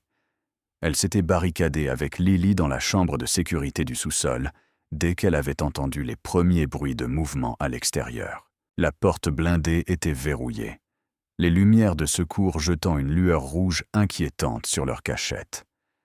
Lily se pressait contre le flanc d'Elena, son petit corps tremblant. À travers les murs, elles entendaient des coups de feu, des cris, le bruit de verre brisé. Et en dessous de tout cela, le rythme constant des vagues s'écrasant contre le rivage. « L'eau » murmura Lily, ses yeux écarquillés par la terreur. « Ils sont venus de l'eau. » Elena la serra plus fort. « Ne pense pas à ça, ma puce. Nous sommes en sécurité ici. Et s'ils nous trouvent ?» Avant qu'Elena ne puisse répondre, Lily parla à nouveau, sa voix petite mais étrangement assurée. « Monsieur Dominique viendra. Il a promis qu'il nous protégerait. Ils n'auront jamais ses promesses. » Dehors, la bataille faisait rage. Dominique se déplaçait dans l'obscurité comme la mort elle-même. 8 ans de chagrin l'avaient transformé en quelque chose de plus qu'humain. Une arme forgée dans la perte et aiguisée par la rage. Marcus arriva quelques secondes après lui avec 4 autres hommes, et ensemble, ils taillèrent en pièces les mercenaires avec une efficacité brutale. Un assaillant tomba avec le cou rompu. Un autre s'effondra sous 3 balles dans la poitrine. Un troisième tenta de déborder Dominique et reçut un couteau à la gorge pour sa peine. En 5 minutes, tout était fini. 6 mercenaires gisaient morts ou mourant sur le sable trempé de sang. 2 autres s'étaient enfuis dans le lac, choisissant l'eau froide plutôt qu'une mort certaine. Dominique les laissa partir. Ils n'étaient pas importants. Une seule chose était importante. Il courut vers la maison, défonçant la porte d'entrée, sécurisant chaque pièce avec son arme levée. Cuisine, salon, chambre, tout était vide. Son cœur battait contre ses côtes alors qu'il descendait les escaliers du sous-sol. Elena. Lily. Il atteignit la porte de la pièce de sécurité et frappa sur l'acier renforcé. C'est moi. C'est Dominique. Ouvrez la porte. Un moment de silence.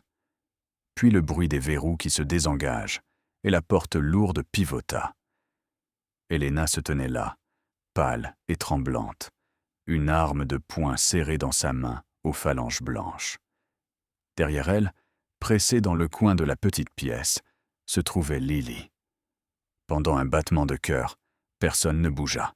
Puis Lily s'élança comme un petit missile blond. Elle se jeta sur Dominique, enroulant ses bras minces autour de son cou avec une force désespérée. « Je savais que vous viendriez, » cria-t-elle. « Je l'ai dit à mademoiselle Elena. J'ai dit que vous viendriez nous sauver. Vous tenez toujours vos promesses. » Dominique tomba à genoux et la serra fort, un bras tendu pour attirer Elena dans l'étreinte. Ils restèrent tous les trois ainsi, emmêlés dans le sous-sol sombre, entourés par les bruits des vagues lointaines et du silence qui s'installait. « Je suis là, » dit Dominique, sa voix rauque. « Je suis là. Personne ne va vous faire de mal, à aucune de vous deux. Je ne laisserai personne toucher ma famille. » Lily recula légèrement, le regardant avec ses yeux d'un vert impossible, les yeux qu'il avait vus pour la première fois sur le quai, ruisselant d'eau du lac, demandant s'il était un monstre. « Famille », répéta-t-elle doucement. Le mot semblait briller dans l'obscurité. « Est-ce que ça veut dire? Est-ce que je peux t'appeler autrement maintenant? » Pas Monsieur Dominique. Sa gorge se serra. « Comment veux-tu m'appeler » Lily se mordit la lèvre, soudain timide. L'espoir et la peur se battaient sur son petit visage. « Est-ce que je peux t'appeler papa ?» Le mot flotta dans l'air entre eux. « Papa. » Un mot si simple, un poids si énorme. Dominique baissa les yeux vers le visage plein d'espoir de Lily et sentit le dernier morceau gelé de son cœur se briser.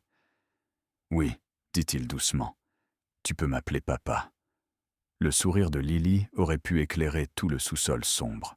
Elle cacha son visage dans sa poitrine, s'accrochant comme si elle n'allait jamais le lâcher. Mais Dominique savait que les sourires et les promesses ne suffisaient pas. Hartwell était toujours là. Le FBI enquêtait toujours. Et tant que Lily existerait dans un flou juridique, elle ne serait jamais vraiment en sécurité. Il était temps de mettre fin à cette guerre, non pas avec des balles, mais avec quelque chose de plus puissant. La vérité. Le lendemain matin, un colis anonyme arriva au quartier général du FBI à Washington, D.C. À l'intérieur, se trouvaient des copies de chaque preuve recueillie par l'équipe de Dominique. Les SMS de Victoria Hartwell ordonnant le meurtre de Lily, les relevés bancaires montrant les paiements à Karl Novak, le rapport médico-légal prouvant que la voiture de Sarah Bennett avait été sabotée, et les confessions vidéo des mercenaires capturés, identifiant le sénateur Hartwell comme l'homme qui les avait engagés.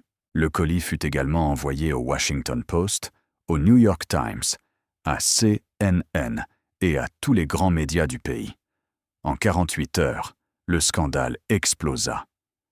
La femme d'un sénateur arrêtée pour tentative de meurtre d'un enfant, hurlaient les titres. Victoria Hartwell fut placée en détention à leur manoir de Georgetown, les caméras flashant alors que des agents fédéraux l'emmenaient se menotter. Richard Hartwell suspendit sa campagne présidentielle, affirmant qu'il devait se concentrer sur des questions familiales. Personne ne le crut. Les preuves étaient trop accablantes, les confessions trop détaillées. L'indignation publique trop intense. Des alliés politiques qui avaient autrefois loué Hartwell prirent leur distance aussi vite que possible. Son image soigneusement construite d'homme de famille dévoué s'effondra en poussière. Tandis que la frénésie médiatique faisait rage, l'avocat de Dominique, Vincent Torres, déposa une requête pour la tutelle légale de Lily Bennett. L'affaire fut confiée au tribunal de la famille du comté de Cook avec une audience prévue le mois suivant. Helena trouva Dominique debout près de la fenêtre ce soir-là, regardant le coucher du soleil peindre le lac de nuances d'orange et d'or. « Tu fais vraiment ça ?» dit-elle doucement. Passée par le système légal, Lily mérite une vie normale. Il ne se retourna pas. Elle mérite d'aller à l'école, de se faire des amis, de grandir sans regarder par-dessus son épaule. Je ne peux pas lui donner ça si nous sommes toujours en fuite. Mais ton passé, Helena hésita. Le tribunal va tout enquêter. Tes affaires, tes associés, tout ce que tu as fait. Je sais qu'il pourrait en ne pas approuver la tutelle. Un homme avec ton passé, élevant un enfant, certains juges ne l'autoriseraient jamais. Dominique se tourna enfin pour lui faire face. Ses yeux gris affichaient une détermination qu'elle n'avait jamais vue auparavant.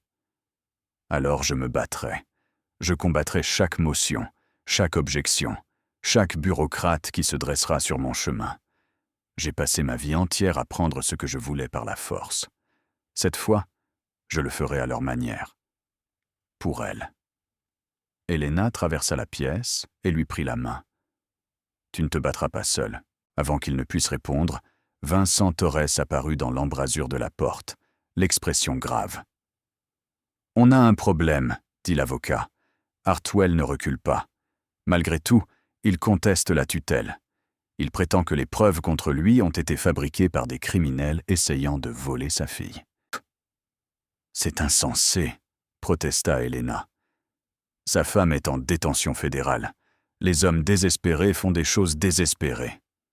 Vincent ouvrit son porte-document. Il sera à l'audience. Il arguera qu'en tant que père biologique, il possède des droits supérieurs. Il se peindra en victime d'un complot mafieux. La mâchoire de Dominique se serra. Peut-il gagner? C'est possible. Nous devons prouver deux choses. Que Hartwell est inapte à être parent et que tu es apte. Vincent croisa son regard. La première partie est plus facile. La seconde, c'est là que la vraie bataille commence. Le palais de justice de la famille du comté de Cook n'avait jamais rien vu de tel.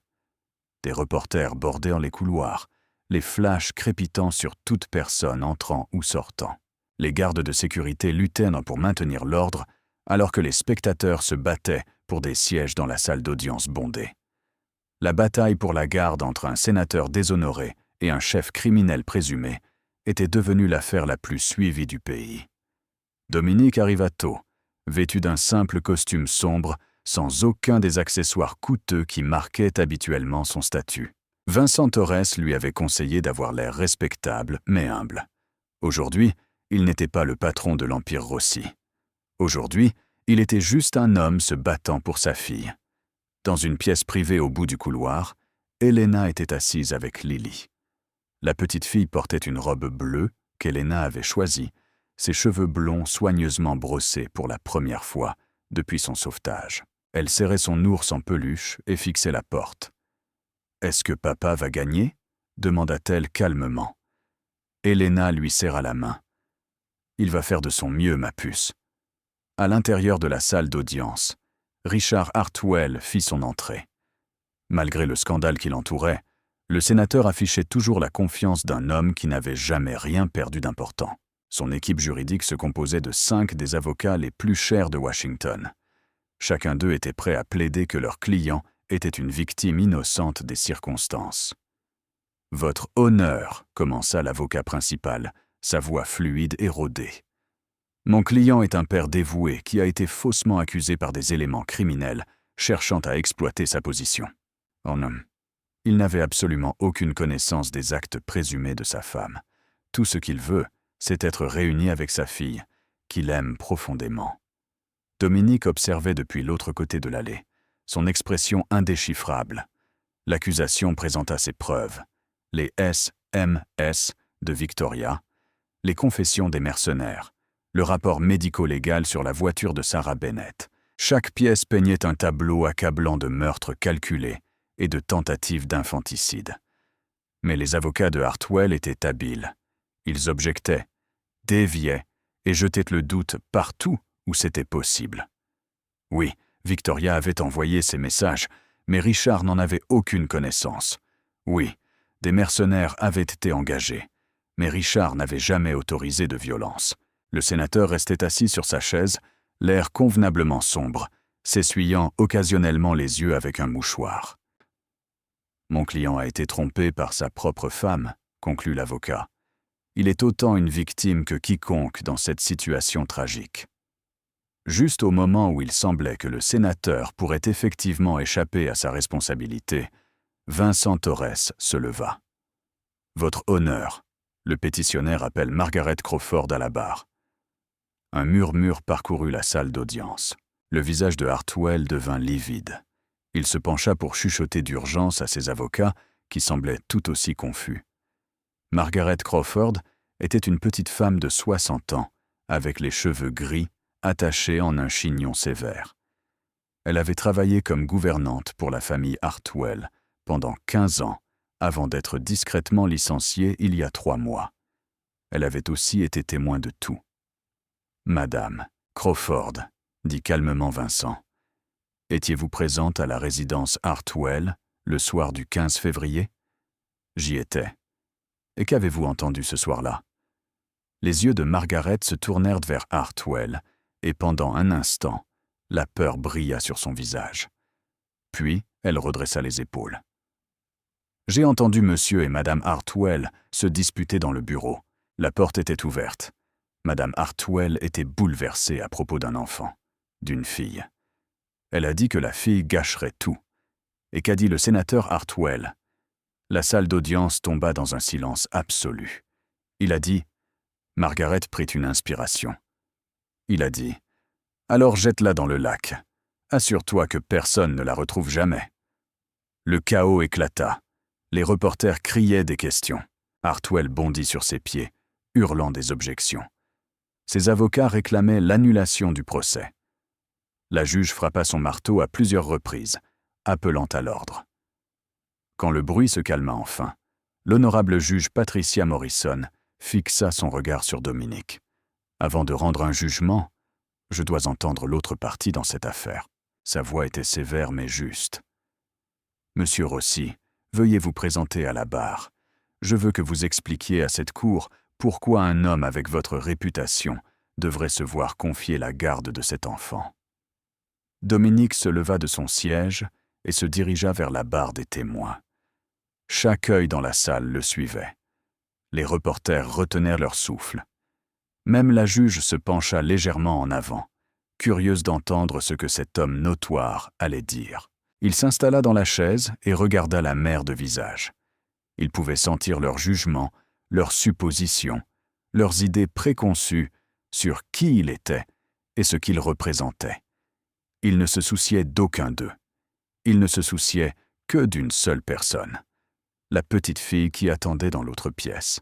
« Monsieur Rossi, » commença la juge, « vous avez entendu les accusations concernant votre passé. Voulez-vous y répondre ?» Dominique hocha lentement la tête. Quand il parla, sa voix était calme et claire. « Je ne vais pas me tenir ici et prétendre être ce que je ne suis pas. Je ne suis pas un homme bon, pas selon les standards de la société. J'ai fait des choses que la loi n'approuve pas. J'ai fait des choix que la plupart des gens condamneraient. » Un murmure parcourut la foule. Les avocats de Hartwell échangèrent des regards satisfaits. « Mais, continua Dominique, j'ai aussi vécu selon un code. Toute ma vie, je n'ai jamais fait de mal à une femme. Je n'ai jamais touché à un enfant. Cette ligne a toujours été sacrée pour moi. » Il fit une pause, ses yeux gris lointains. « Il y a 8 ans, j'ai perdu ma femme et ma fille. Elles ont été assassinées par mes ennemis. Ma petite fille avait 2 ans. Elle venait d'apprendre à dire mon nom. Sa voix se brisa légèrement. J'ai passé des années après cela à détruire chaque responsable. Je pensais que la vengeance comblerait le vide. Ce ne fut pas le cas. La salle d'audience était maintenant totalement silencieuse. Cette nuit-là, sur le quai, quand j'ai vu ce sac de jute flotter dans l'eau, j'ai failli m'en aller. Ce n'était pas mon problème. Ce n'étaient pas mes affaires. Il regarda directement la juge. Mais ensuite, je l'ai entendu pleurer. Et quand je l'ai sorti et que j'ai vu son visage, ses cheveux blonds, ses yeux verts, si petite et si démunie, j'ai vu ma Sophia. J'ai vu la fille que je n'avais pas pu sauver. Ses mains agrippaient les accoudoirs de la chaise des témoins. Je n'ai pas sauvé Lily parce que je voulais redevenir père. Je l'ai sauvée parce que c'était la seule chose juste que j'ai jamais faite. Et quelque part en chemin, elle m'a sauvé moi aussi. Vincent appela ensuite Elena. Elle s'approcha de la barre avec une dignité tranquille, ses yeux sombres assurés malgré les caméras. « Docteur Martinez, vous avez soigné Lily depuis son sauvetage. Pouvez-vous décrire son état à son arrivée ?» Elena hocha la tête. Lily était en hypothermie sévère. Elle avait été affamée pendant des jours. Elle était couverte d'anciennes ecchymoses et elle était complètement traumatisée, terrifiée par l'eau, l'obscurité, presque tout. Et maintenant ? Un doux sourire traversa le visage d'Elena. Maintenant, elle rit. Elle lit des livres. Elle fait des goûters avec son ours en peluche. Elle dort toute la nuit sans hurler. Sa voix s'épaissit. Elle nous appelle sa famille. Elle appelle Dominique son papa. La juge prit des notes, puis leva les yeux. J'aimerais entendre l'enfant elle-même. Peut-on l'amener ? La porte latérale s'ouvrit et Lily entra dans la salle d'audience en tenant la main d'Elena. Elle portait sa robe bleue et serrait son ours en peluche, semblant incroyablement petite face à cet environnement imposant. L'expression de la juge s'adoucit. « Bonjour Lily, n'aie pas peur.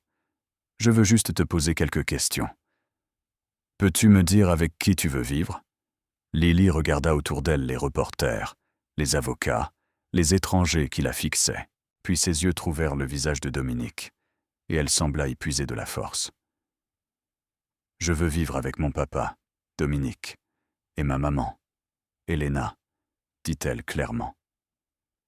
Ils m'aiment, ils s'occupent de moi, ils font partir les cauchemars. » « Et qu'en est-il du sénateur ?» demanda doucement la juge. « Il dit qu'il est ton père lui aussi. » Lily se tourna pour regarder Hartwell pour la première fois. Le sénateur essaya de lui sourire, tendant une main comme pour l'inviter à s'approcher. La petite fille ne tressaillit pas. Elle ne pleura pas. Elle dit simplement la vérité d'une voix qui porta dans chaque recoin de la pièce. « Cet homme m'a mise dans un sac et m'a jetée dans l'eau pour mourir. Mon papa, Dominique, m'a sorti de là. C'est lui qui a voulu que je vive. » Elle serra son ours plus fort. « Mon vrai papa, c'est celui qui m'a sauvé de l'eau. » La juge Morrison annonça une suspension d'audience de 2 heures pour délibérer. La salle d'audience se vida lentement, les reporters se précipitant pour envoyer leurs articles, les spectateurs bourdonnant de spéculations sur ce qui allait se passer ensuite. Dominique, Elena et Lily se retirèrent dans une petite pièce privée réservée aux familles, attendant un verdict. C'était un espace simple, avec des murs gris et des chaises inconfortables, mais aucun d'eux ne remarqua le décor. Lily grimpa sur les genoux de Dominique sans demander la permission.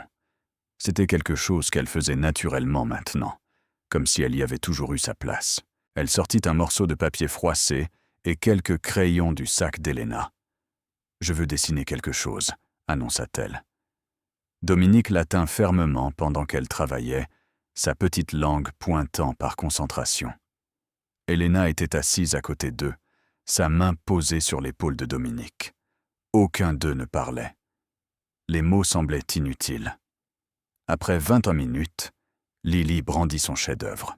3 silhouettes se tenaient sur une plage jaune. Des vagues bleues léchaient le rivage. Mais ce n'étaient pas des vagues effrayantes. C'étaient de douces lignes courbes avec de petites crêtes blanches. La silhouette la plus grande avait des cheveux noirs et portait un costume noir. La silhouette moyenne avait des cheveux bruns et un sourire aimable.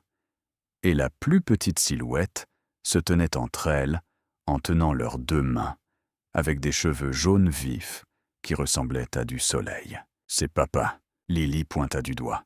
« C'est maman et ça, c'est moi. Nous sommes à la plage ensemble. » Elle leva les yeux vers Dominique avec ses yeux d'un vert impossible. « L'eau n'est plus effrayante parce que tu es là. » Dominique ne put parler. Quelque chose de brûlant piquait ses yeux. Elena pressa son visage contre son épaule, cachant ses propres larmes. L'huissier apparut à la porte. La juge est prête. Ils retournèrent ensemble dans la salle d'audience. Lily entre eux, leur tenant les mains à tous les 2. Le silence se fit quand ils prirent place. La juge Morrison scruta la foule d'un regard sévère avant de commencer. « J'ai présidé de nombreux cas de garde d'enfants au cours de mes 30 ans de carrière. Celui-ci est peut-être le plus inhabituel et le plus évident. » Elle tourna son regard vers Richard Hartwell. « Sénateur Hartwell, les preuves présentées montrent que vous avez sciemment participé à un complot pour assassiner votre propre fille biologique. Vous avez abandonné sa mère, payé pour son silence, et quand votre secret a menacé vos ambitions politiques, vous avez ordonné qu'un enfant soit jeté dans un lac comme un déchet. » Sa voix était de glace. « Cette cour vous juge inapte à la parentalité de toutes les manières concevables. Vos droits parentaux sont par la présente révoqués de façon permanente. » Le visage de Hartwell devint livide. Ses avocats éclatèrent en objections, mais la juge les fit taire d'un seul regard. Elle se tourna vers Dominique. « Monsieur Rossi, votre passé est loin d'être sans tache. Dans des circonstances normales, je n'envisagerais jamais de placer un enfant sous votre garde. » Elle fit une pause. « Mais ce ne sont pas des circonstances normales. Vous avez sauvé la vie de cet enfant. Vous lui avez offert sécurité, stabilité et amour quand ses propres parents biologiques ont essayé de la tuer. Et plus important encore, Lily elle-même a exprimé ses souhaits de manière sans équivoque. » La juge prit une inspiration. « La garde de Lily Bennett est par la présente accordée à Dominique Rossi et Elena Martinez conjointement. Ce jugement est final et irrévocable. » La salle d'audience explosa en applaudissements. Lily poussa un cri de joie et se lança vers Dominique. Il la rattrapa, la soulevant haut, la pressant contre sa poitrine. Elena les entoura tous les 2 de ses bras, riant et pleurant en même temps. « Nous sommes une famille maintenant ?» demanda Lily, reculant pour regarder le visage de Dominique. Une vraie famille pour toujours. Et Dominique Rossi, l'homme qui n'avait pas pleuré depuis le jour où il avait enterré sa femme et sa fille, sentit des larmes couler sur ses joues. « Oui, ma puce, » murmura-t-il, « une vraie famille pour toujours. » Ils sortirent du palais de justice, sous un soleil radieux. Lily les regarda l'un après l'autre avec mio d'audace.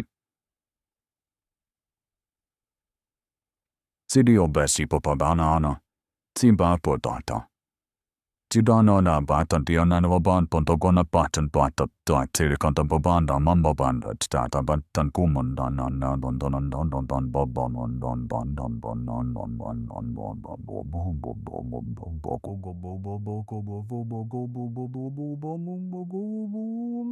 on bon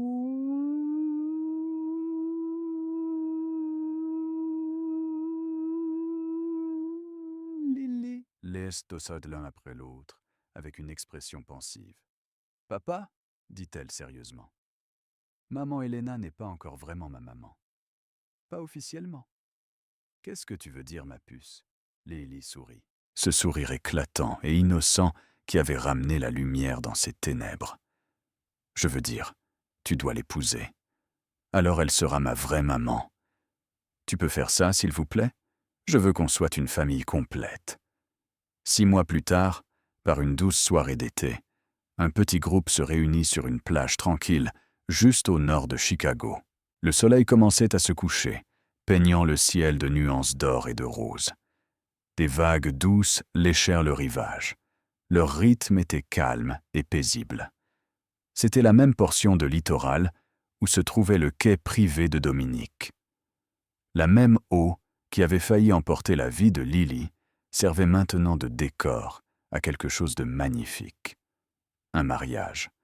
Des chaises blanches bordèrent le sable, occupé par une poignée d'invités. Marcus était assis au premier rang, arborant pour une fois un véritable sourire. Quelques membres de confiance de l'organisation Rossi remplissaient les sièges restants. Des hommes qui avaient vu leur patron passer d'un chef criminel au cœur de pierre à quelque chose qu'aucun d'eux n'avait prévu. Un père, un amant, un homme capable de joie. Elena se tenait sous une arche de rose blanche, ses cheveux sombres détachés sur ses épaules, portant une simple robe couleur crème qui accrochait la lumière du soir. Elle n'avait jamais été aussi belle, mais tous les regards étaient tournés vers la demoiselle d'honneur.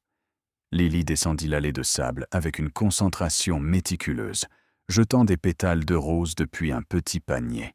Elle portait une robe blanche avec un ruban rose, ses cheveux blonds couronnés de minuscules fleurs, ses yeux verts pétillaient de pur bonheur. 6 mois plus tôt, cet enfant ne supportait pas le bruit de l'eau qui coule. Maintenant, elle courait sur la plage chaque soir, chassant les vagues et ramassant des coquillages. L'océan qui hantait autrefois ses cauchemars était devenu son terrain de jeu. Dominique attendait à l'hôtel, regardant sa fille s'approcher. Sa fille. Le mot résonnait encore comme un miracle chaque fois qu'il y pensait. Quand le ministre demanda si quelqu'un s'opposait à cette union, la main de Lily se leva. « Personne n'a intérêt à dire quoi que ce soit », annonça-t-elle fort. « Mon papa et ma maman doivent se marier. C'est moi qui ai décidé. » Avec une intensité qui n'avait pas besoin de mots. Ils avaient tous deux tout perdu une fois. Ils avaient tous deux cru que le bonheur n'était plus possible pour eux. Et pourtant, ils se tenaient là, se guérissant l'un l'autre, construisant quelque chose que ni l'un ni l'autre n'avaient osé rêver. Quand ils s'embrassèrent pour la première fois, en tant que mari et femme, Lily poussa une acclamation si forte que les mouettes s'éparpillèrent des rochers voisins. Les mois qui suivirent apportèrent conclusion et nouveau départ. Richard Hartwell fut reconnu coupable de multiples chefs d'accusation de complot de meurtre, fraude et corruption. Sa carrière politique se termina dans le déshonneur. Victoria reçut 20 ans de prison fédérale sans possibilité de libération conditionnelle. Marcus devint oncle Marcus, apprenant à Lily à jouer aux échecs et lui donnant discrètement des desserts supplémentaires quand ses parents ne regardaient pas. Le redoutable exécuteur découvrit qu'il avait une faiblesse pour les goûters et les histoires du soir. 1 an après son sauvetage, Lily Bennett Rossi fêta ses 7 ans. Elle allait en CE1 dans une école privée prestigieuse où elle se faisait facilement des amis et impressionnait ses professeurs par sa résilience et sa gentillesse. Elle avait appris à nager, chose qu'elle pensait autrefois impossible, et passait désormais ses après-midi d'été à barboter dans la piscine pendant que son père surveillait depuis le bord, prêt à la rattraper si jamais elle avait besoin de lui. Cet automne-là, son professeur lui donna une rédaction à faire. « Ma famille », écrivit soigneusement Lily, son écriture encore un peu tremblante mais remplie de détermination. « Je m'appelle Lily Rossi. J'ai un papa qui s'appelle Dominique et une maman qui s'appelle Elena. Mon papa m'a trouvé dans un sac qui flottait dans l'eau quand j'étais presque morte. Il m'a sorti de là et m'a sauvé la vie. Il dit que je suis la meilleure chose qui lui soit jamais arrivée. Je pense qu'il était la meilleure chose qui me soit jamais arrivée. Moi aussi. » Elle fit une pause, mâchonnant son crayon, puis continua. « Certaines familles naissent ensemble. Ma famille s'est choisie. Ça nous rend encore plus spéciaux. J'aime mon papa et ma maman plus que toutes les étoiles dans le ciel. Et je sais qu'ils m'aiment aussi. Parce que l'amour, ce n'est pas d'où on vient. C'est qui te tient la main quand tu as peur. » Chaque soir, sans faute, Dominique bordait Lily. Et chaque soir, elle faisait la même demande.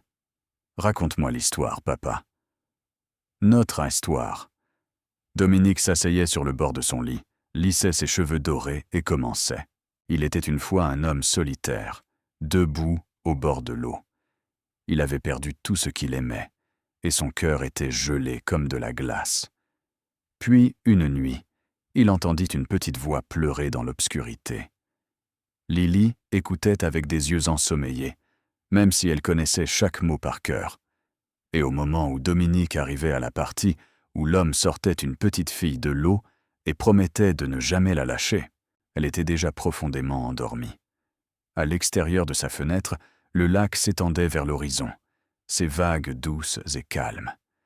La même eau qui avait failli lui prendre la vie lui chantait maintenant des berceuses. Et Lily dormait paisiblement, sachant qu'elle était aimée, sachant qu'elle était choisie, sachant qu'elle était protégée pour toujours. Chers amis, merci d'être restés avec nous jusqu'au bout de ce voyage émotionnel. Cette histoire nous rappelle des vérités profondes sur la vie. Que la famille n'est pas toujours définie par le sang, mais par ceux qui choisissent de nous aimer quand nous en avons le plus besoin. Que la rédemption est possible pour quiconque est prêt à ouvrir son cœur. Que parfois, les personnes que nous attendons le moins deviennent nos plus grandes bénédictions. Dominique était un homme endurci par la tragédie et la violence. Pourtant, un petit enfant a brisé les murs qu'il avait construits pendant des années. Elena avait juré de ne plus jamais aimer après avoir perdu son fils. Pourtant, elle a trouvé la guérison en s'occupant de Lily. Et Lily elle-même, abandonnée par ceux qui auraient dû la protéger, a découvert que les vrais parents sont ceux qui vous tirent de l'obscurité et ne vous lâchent jamais. Nous voulons vous demander, qu'avez-vous ressenti à l'écoute de cette histoire? Avez-vous déjà vécu un moment où quelqu'un d'inattendu est devenu votre famille? Avez-vous été témoin de la transformation d'une vie par l'amour? S'il vous plaît, partagez vos pensées dans les commentaires ci-dessous. Nous voulons vraiment vous lire du plus profond de votre cœur. Vos histoires, vos sentiments, vos liens avec ce récit signifient tout pour nous. Si cette vidéo a touché votre cœur, n'hésitez pas à l'aimer, à la partager avec quelqu'un qui a besoin d'entendre ce message et à vous abonner à notre chaîne pour ne jamais manquer une autre histoire. Nous publions du nouveau contenu chaque jour, vous apportant des récits d'amour, de rédemption, de courage et d'espoir. Nous souhaitons à tous ceux qui regardent cette vidéo une bonne santé, du bonheur et de la paix dans leur vie quotidienne. Puissiez-vous toujours être entourés de personnes qui choisissent de vous aimer. Merci de faire partie de notre famille.